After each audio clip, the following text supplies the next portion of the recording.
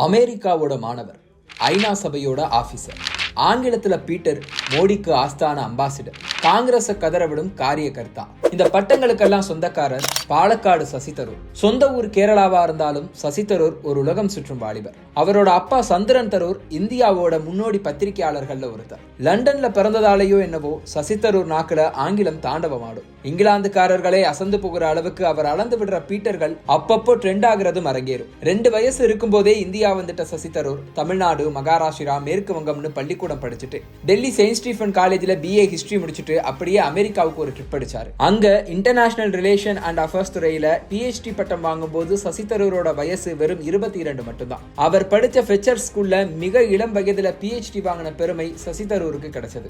1978 ஐநா சபையோட அகதிகளுக்கான high கமிஷன்ல staff மெம்பரா தன்னோட வேலையை தொடங்கினவர். 2006 ஐநா சபைக்கே தலைவராக்குற விதமா இந்தியா சார்பா ஐநா பொதுச் செயலாளர் வேட்பாளரா களமிறக்கி விட்டது மன்மோகன் அரசு. ஆனா அமெரிக்கா தன்னோட வீட்டோ பதவியை யூஸ் பண்ணி சசி தரூரை காலி செய்ய தென்கொரியாவோட பான் கி மூன் ஜெயிச்சு பதவிக்கு வந்தாரு. ஒரு பலமான பொதுச் செயலாளர் பதவிக்கு வர்றதை நாங்க விரும்பலன்னு சசி தரூரோட சேர்த்து இந்தியாவுடைய முடிவையும் டைரக்டா அட்டாக் செய்தாரு அமெரிக்க தூதர் ஜான் போல்டன். அதோட ஐநா சபைக்கு குட் பை சொல்லிட்டு 2007 இந்தியாவுக்கே திரும்பிட்டாரு சசி தரூர். காங்கிரஸ், கம்யூனிஸ்ட், பாஜக பல கட்சிகள் அவரை தங்களோட கட்சியில சேர்க்க போட்டி போட்டாங்க. மன்மோகன் அரசுல அவருக்காக ஒரு அமைச்சரவை பதவி தயாராவதாகவும் தகவல்கள் வந்துச்சு.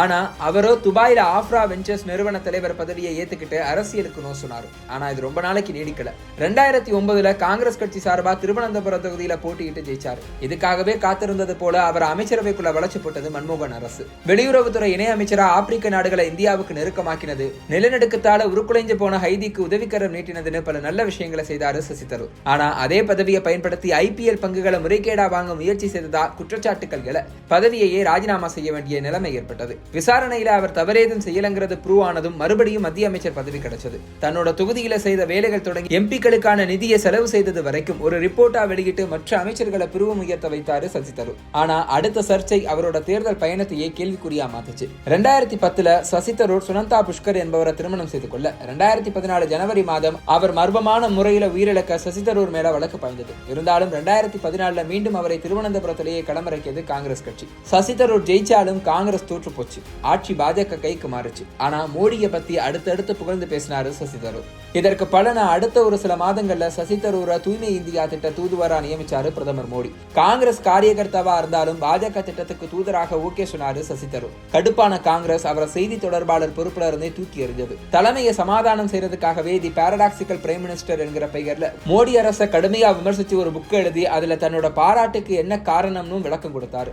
2019 மறுபடியும் திருவனந்தபுரம் தொகுதியில போட்டியிட வாய்ப்பு கொடுத்தது காங்கிரஸ். வெற்றி பெற்று மக்களவைக்கு போனவர் பெண் MPக்களோட சேர்ந்து ஒரு போஸ்ட் போட அதுவும் சர்ச்சையா மாறினது.